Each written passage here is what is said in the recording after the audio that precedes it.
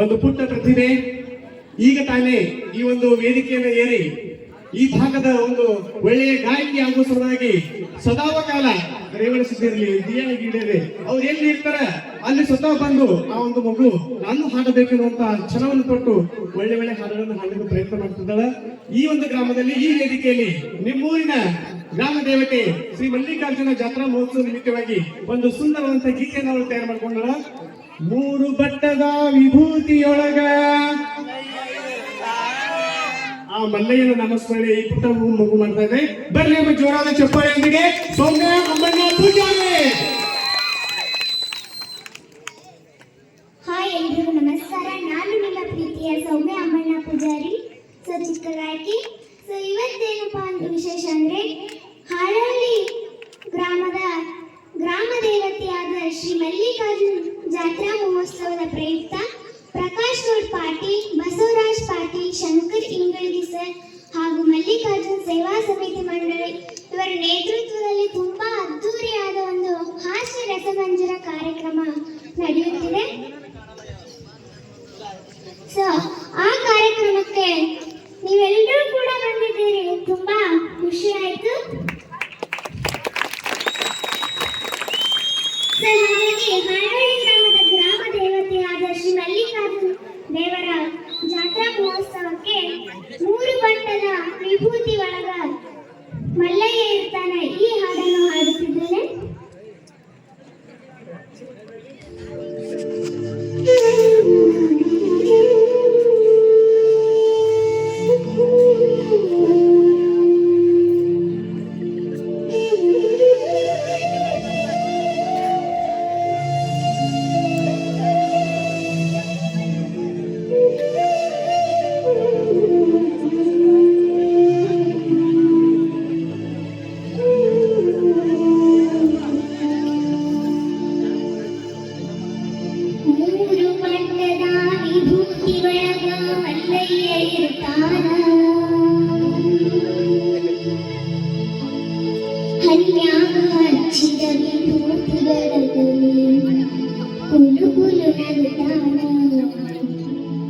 ಮಲ್ಲಯ್ಯ ಕೈ ಮಾಡಿ ಕರಿತಾನ.